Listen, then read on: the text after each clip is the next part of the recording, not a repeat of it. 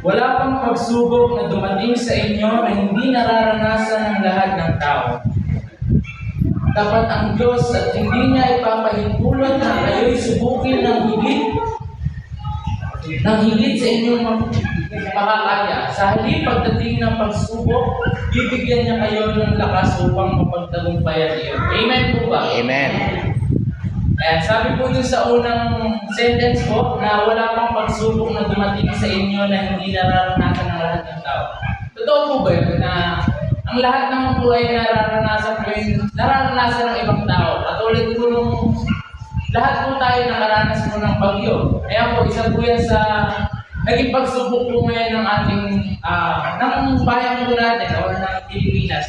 Na yan po ay binigay ng Panginoon sa atin upang tayo subukin. Ngunit hindi niya tayo papabayaan dahil lagi lang siya nandiyan para damayan tayo. Kasi sabi nga dito sa second sentence na tapat ang Diyos at hindi niya ipapahintulot na subukin ng higit sa inyong makakaya. Ayan.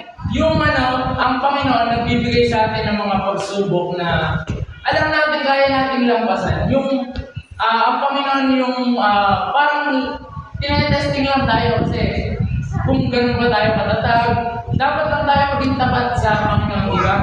Sabi nga dito na kapag tapat tayo sa pagharap natin sa pagsubok na kasama ang Panginoon, sabi sa Santiago 1:12 na mapalad ang taong nananatiling tapat sa kabila ng mga pagsubok, sapagkat matapos siyang subukin, tatanggap siya ng gantimpala ng buhay na ipinangako ng Panginoon sa mga umiibig sa Kanya. Ayan, kapag daw pala tayo ay sapat, tayo ay tapat sa mga pagsubok natin na kapag tayo ay may pagsubok sa Panginoon lang tayo lalapit, bibigyan pa tayo ng gantimpala ng Panginoon kasi tatanggap pa tayo ng buhay na nanggagaling sa Panginoon na yan ay napakagandang regalo sa atin ng Panginoon sapagkat pag nasa Kanya tayong kaharian, tayo ay wala nang iisipin pang iba. Ayan.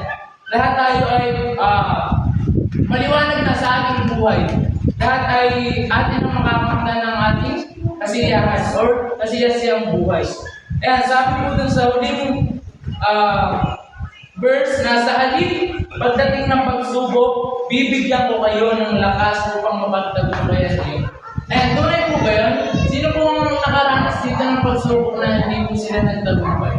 Ayan po, ihalimbawa po ang ating Lola Billips na ayan niya po, dumako po siya sa cancer na ayan po, matinding pagsubok po yun na nalampasan niya po dahil po nagtiwala siya sa Panginoon. Ayan. Ayan po yung pinakamaganda pong example na nagmumula po dito sa ating church na katulad po ng ating Lola Vicky na dapat lang natin tularan ng isang katulad ni Lola Vicky na lumalapit siya, hindi siya nagpatinag, hindi siya kinain yung tawag dito, hindi siya dun sa pagsubok, hindi siya nagpa-api dun, hindi siya patuloy niya lang nilabanan yung sakit na yun. Kaya napagtagumpayan niya sa tulong ng Panginoon.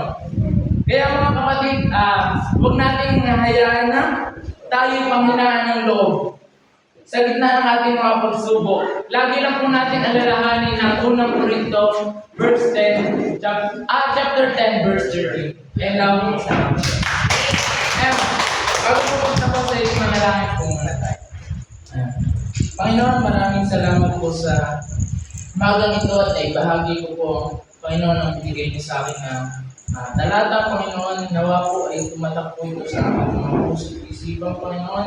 Nawa po ay magamit po namin ito sa aming gagawin sa pang-araw-araw na buhay, Panginoon. Nawa po mas lalo kami tumatag sa inyo sa pangalan ni Jesus. Amen.